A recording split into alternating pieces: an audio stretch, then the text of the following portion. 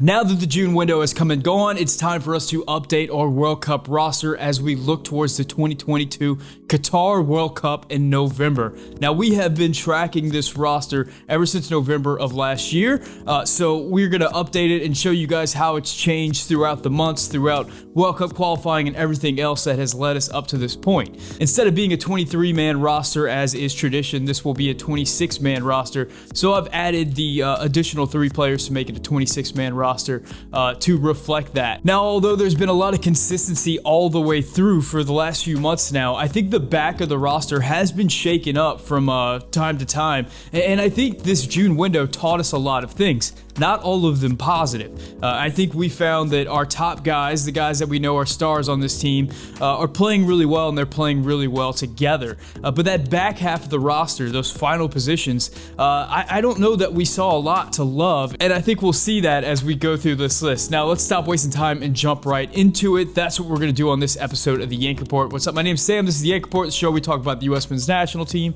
If you're into that, subscribe, hit the like button, leave a comment, be nice to each other in the comments section, all that good stuff. Now let's jump in with the goalkeepers. And the goalkeeper position has really been 4 guys for the last 10 months now. That is Zach Steffen, Matt Turner, Sean Johnson, and Ethan Horvath. Now, from November of 2021 to February of 2022, I had Zach Steffen, Matt Turner, and Sean Johnson as my 3 heading to Qatar. It wasn't until April of 2022 that I actually switched Sean Johnson with Ethan Horvath. That was around the time where Ethan was starting to get a few starts for his club, and it was seen that maybe he would be a guy that we could rely upon in Qatar. In this last window, unfortunately for Ethan Horvath, he did give up the really rough goal against El Salvador in that mud pit that I think is going to hurt him, especially whenever you consider that Sean Johnson had a really nice game against Uruguay. Sean Johnson adds a lot of intangibles to this squad. This is a squad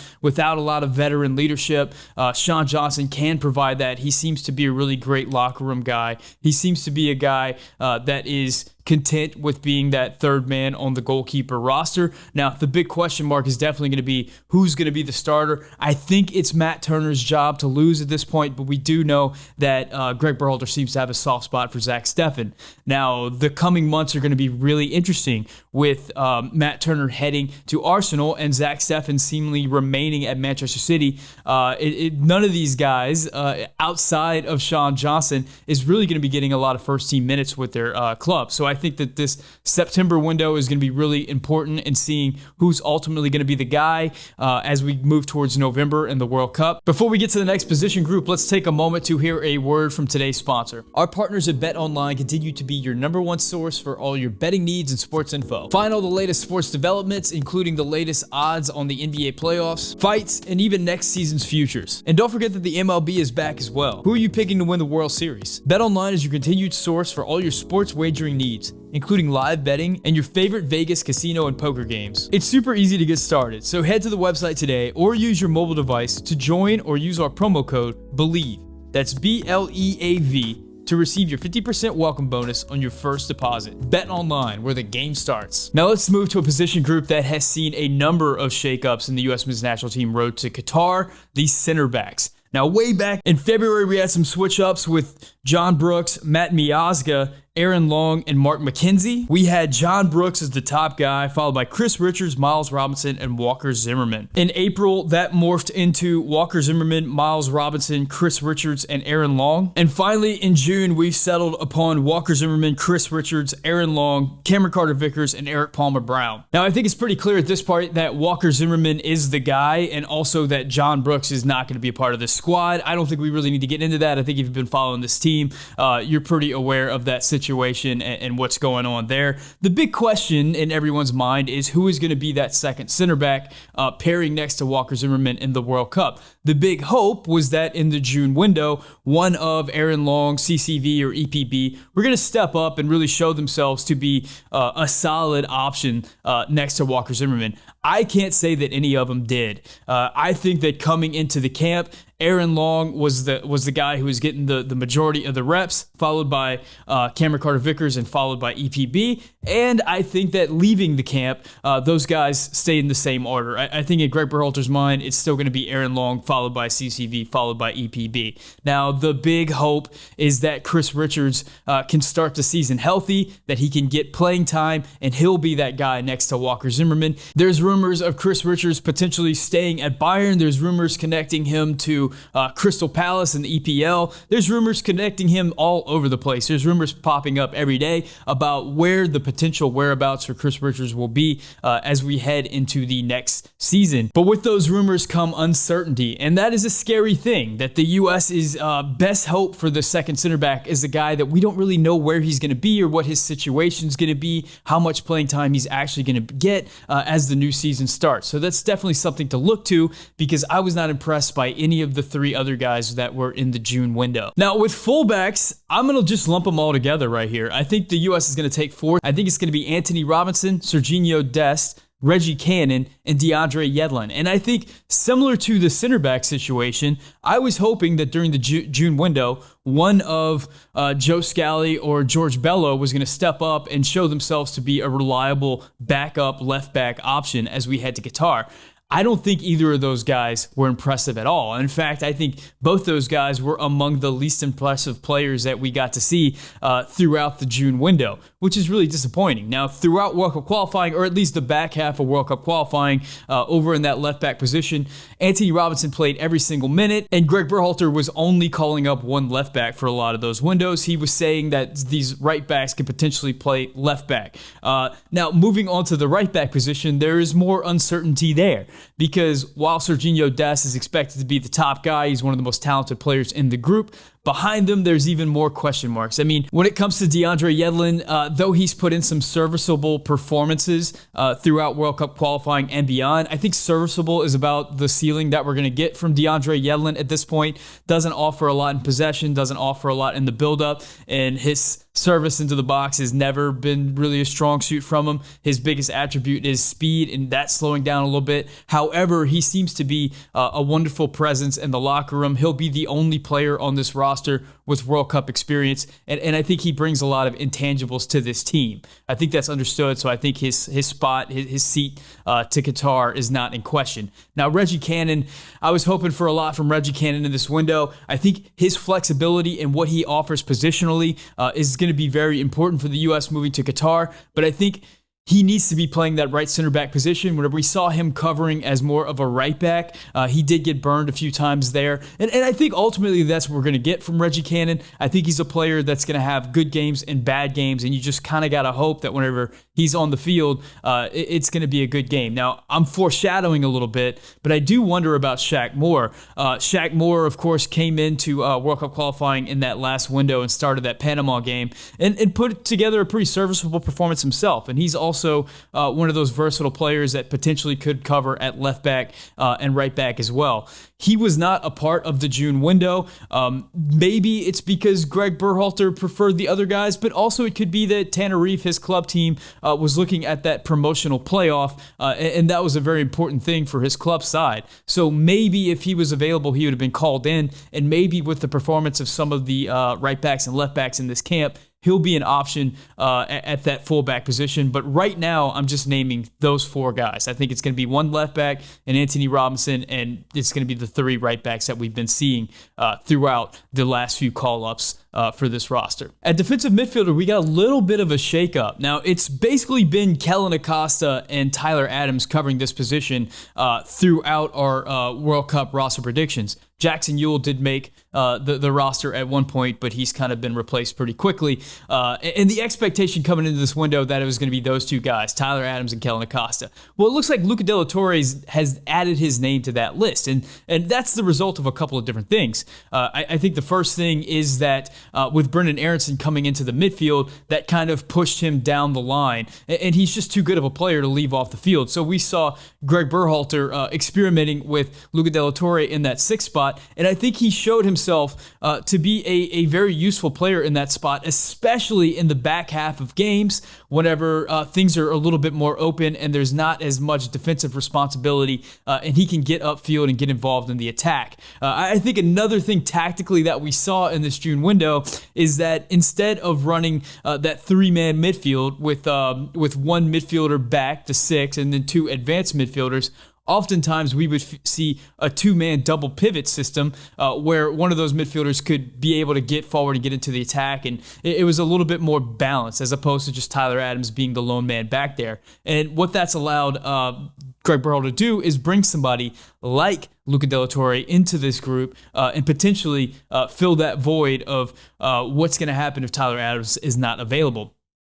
And, you know, you can't say enough about what Luca de la Torre added in that El Salvador game with not only the service to Jordan Morris on the game-tying goal, but a few other really nice services into the box and just showing his quality. I think every time that Luca de la Torre has been on the field for the national team, he has shown his quality. I don't think that he's surpassed Tyler Adams and that we'll see Luca de la Torre starting in that sixth spot anytime soon, but I do think we're going to see what we saw against El Salvador, where late in the game, if the U.S. needs a goal and the other team is bunkering, that Luca de la Torre will come in as an option at that sixth spot. He potentially could cover in the attacking midfield as well, but I think that will be his primary role, at least right now, in this moment in time. Now we move up to the attacking midfielders, and we have seen a ton of attacking midfielders thrown at this group. In February, it moved to Weston McKennie, Yunus Musa, Brendan Aronson, and Sebastian Lletget. Way back in November, we started with Weston McKennie, Yunus Musa, Jean-Luc Abusio, and Sebastian Lletget. In April, that moved on to Weston McKennie, Yunus Musa, Luc de la Torre, and Jean-Luc Abusio. And finally, after this June window, we've arrived at Weston McKennie, Yunus Musa, and Brendan Aronson. So that's only 3 names, but there's a lot of cover there because I think both Luca de la Torre and Kellyn Acosta have both proved themselves to be able to cover at that 8 position. I'd much rather see Luca de la Torre as that 8 than Kellyn Acosta. I think Kellyn Acosta's role is killing a game, just adding a more defensive player into the mix, if that's what we're looking for, just to kill off the last 20 minutes of a game or something like that. But I think the big wrinkle that we saw in the June window was bringing Brendan Aronson into that 8 position, and that could project to mean somebody like Gio Reyna could also fill in that role. So I think that our cover at the 8 spot has grown a little bit throughout the June window, and really the versatility tactically and player-wise added to this roster has been probably the best thing that came out of this June window, in my opinion. So I'm pretty happy, even though we've slowly pared it down. I think that these 3 names have all come up big in different situations. I'm really excited about the play of Yunus Musa. I think he's grown tremendously from the first time we saw him till now. And Weston McKennie, even though he's injured right now or returning from injury right now and not in great form, I think peak Weston McKennie, once he gets his form back, is, I mean, arguably he was the best player throughout World Cup qualifying whenever he was on the field. Now, in the winger position, we haven't seen a lot of movement there. It has pretty much been Pulisic, Weah, Reyna, and Aronson all the way throughout, with brief appearances from Jordan Morris here or there. Now that the roster has changed a little bit and Brendan Aronson has been popping up in that midfield position, it opens up an opportunity for somebody else to come into the midfield. Also, because we've gone from a 23-man roster to the 26-man roster, I think there's another area to add somebody to that winger position. Now, let's start at the top. Christian Pulisic has been the star boy for the U.S. Throughout this World Cup qualifying cycle, and I think especially in this June window, he's come up very big. I think we've seen the best from Christian Pulisic in this June window that we've seen throughout this World Cup qualifying cycle. He seems to be getting on the ball in better positions and become more influential. I think a lot of that has to do with tactical changes where we swap from 3 men into the midfield to 2 men in the midfield, and that just declutters the space, allows him to drop in and turn and get the ball, pick up the ball in the positions that he likes, and get his face up towards goal with options in front of him and space in front of him so he can take players on or he can dish it out and run on. Just a lot more effective Christian Pulisic. Tim Weah has been effective throughout World Cup qualifying, one of our best players throughout World Cup qualifying, one of the heroes of World Cup qualifying. We saw a few tactical wrinkles with Tim Weah in the June window, which were really interesting. Whenever we did swap swap to that three-man back line with Reggie Cannon operating as a dual right back and right center back. Tim Weah occupied that essentially the right back position or the right wing back position, the furthermost wide player on the right. And that was a really interesting tactical wrinkle. You know, the debate is always raging on of a full-strength U.S. men's national team. Who do you take off for someone like Gio Reyna? And at this point, it seems like a lot of people have settled on the idea that you cannot take Tim Weah off the field, that he has played himself into a no-doubt starter.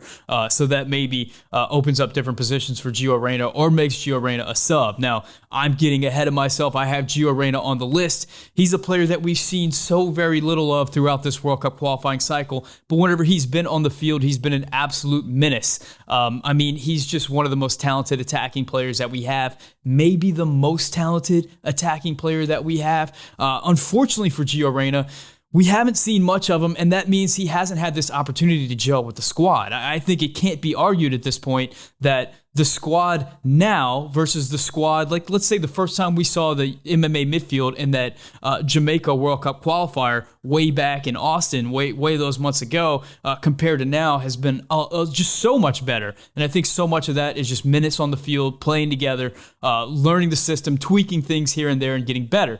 Gio Reyna won't have the luxury of any of that. He's just going to be thrown into that September window, and we're going to have to pretty much get what we can get from Gio Reyna. That kind of is the reason why I know a lot of people are like talking about Gio Reyna potentially as a false nine or seeing him in these different positions.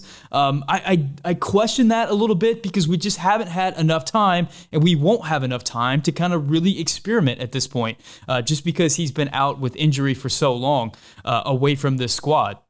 But all that being said, he's such a phenomenal player that I think he's going to find ways to impact this roster. Now, that leaves us with a fourth winger option. And there's a couple of guys we can throw out there. Paul Arriola, Jordan Morris, Christian Roldan. I know some of the fan base's favorite players. Now, I did throw out there as one of my 5 key takeaways from the El Salvador game that really, whenever you're evaluating Jordan Morris versus Paul Arriola, I think Paul Arriola has been the better player throughout MLS at the beginning of the season. But I think whenever we move up to the international game, I think some of the issues in physicality with Paul Arriola just really come to bear. He's not a very big player. He's not a very strong player. He gets thrown off the ball easily, and he tends to disappear at the international level. And Jordan Morris, on the other hand, while he seems to have lost a little bit, like a step or two, since he's returned to injury, his technical ability just doesn't seem to be there. He hasn't really found that finishing touch that he had whenever he was the U.S. men's national team leading scorer prior to his big injury. What he does offer is he's just a big human being, and I think we see that whenever he's on the field for the national team. He's not going to be as technical as Pulisic or Weah or Reyna or anybody else like that. But he's just a big physical body. And I think if it's late in the game and you need to bring somebody on as an attacking sub to get in the box and kind of throw his shoulders around, throw his weight around, and just be a menace in the box that can make something happen, whether it be, getting on a header like he did in the El Salvador game to tie it up, or just redirecting a ball, or just getting just making something happen by being a physical presence in the box, I think that can be Jordan Morris's role. And whenever I look around at the rest of the squad makeup, we just don't have a lot of these big physical guys throughout the roster in that forward line. I think our big physical guys are the center backs and maybe Weston McKennie. Outside of that, we don't have a lot of that presence in the box. I think that's where Jordan Morris's role is with that team. I prefer him over Paul Arriola for those reasons. So I think that's what Greg Berhalter would go with ultimately. Now we come to the striker position, the number 9, the thing that everyone is talking about, who's going to play 9 for the U.S. men's national team. And if you believe what Greg Berhalter says, at least with his latest interview, I think with CNN, he don't know. He's the same boat as everybody else. He don't know. We don't know. I think it's still open. I was really hoping that Jesus Ferreira would kind of grab hold of that striker role. And although I did like some of the things that Jesus did in this June window, I think he did prove that he can create scoring opportunities against World Cup caliber defenses. His inability to put those away and just his inability to really grab hold of the role was a little bit disappointing. Now, that being said, I don't know that anybody else really stepped up in that role and showed that they can be more effective than Jesus Ferreira. Now let's check out who we've had, because it's really been a who's who of strikers in the U.S. men's national team pool. In February, we moved on to Josh Sargent and Giassi Zardes. In November, we had Ricardo Pepi and Josh Sargent. In April, we had Ricardo Pepi and Jesus Ferreira for the first time. And now in June, I am going with Jesus Ferreira, Ricardo Pepi, and maybe my biggest reach of the video, Josh Sargent. Now, the reason why I'm going with Josh Sargent is I think whenever I look at the attackers available right now, not just the strikers, but the wingers as well, I think what you're missing is a little bit of that physical presence. And I think Josh Sargent offers that. Josh Sargent, much like Ricardo Pepi and Jesus Ferreira, his off-the-ball work is just unbelievable.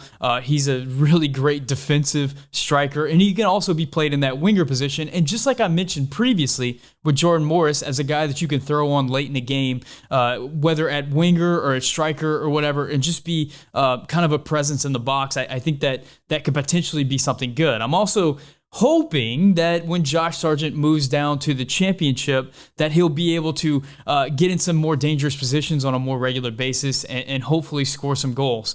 Now, that being said, that's a bit of a reach because we just haven't seen him demonstrate that at a professional level on a regular basis at all throughout his career. Maybe going down a level will be good, but I just can't say that for a fact right now. So this is me as a Josh Sargent fan, hoping that once he hits that championship level, that he'll be hitting the back of the net on a regular basis and will get himself to the striker position.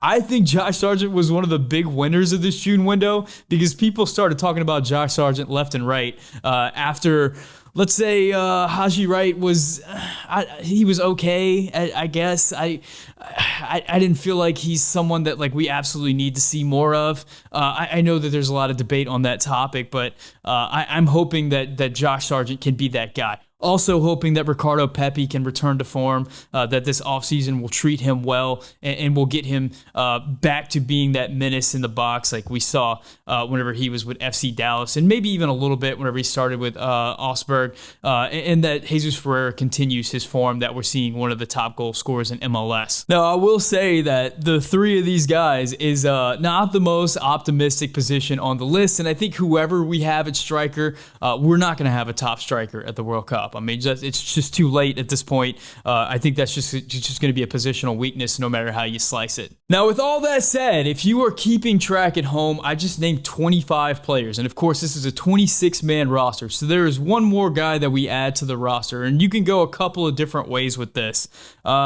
I have a few guys that it could potentially be. I mean, Christian Roldan has been that coach on the field, vibes guy, that locker room guy that Greg Berhalter has heralded throughout this World Cup cycle. Paul Arriola has been a player that's been brought on a number of times. He has a ton of energy. Shaq Moore is an interesting player because he could cover at the left back position and potentially maybe add a little bit more than Cannon as a right back. I don't know. I don't really know where Shaq Moore fits, but it seems like only going in with four right back or four fullbacks is a little bit dangerous, but I'm not sure how that's going to shake out. And Malik Tillman's probably the last guy, a young player that I think we saw some really good things from in this June window, but also saw that maybe he's not quite ready for this level yet, that he's got a little bit more learning to do, that he's a little bit green for this moment in time. So with all that said, without a true guy that I really think it should be, I think it's going to be Christian Roldan. I think that the locker room stuff, what he brings off the field, I know people like the idea of taking your absolute best lineup possible, but with a 26-man roster, there's going to be guys that just absolutely never dress, that never see the field.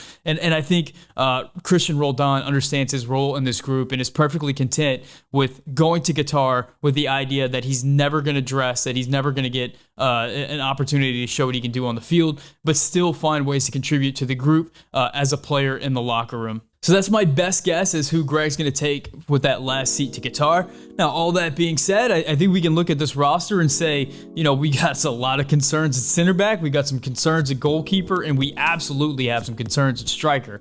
But then again, this team has looked very good against some quality competition.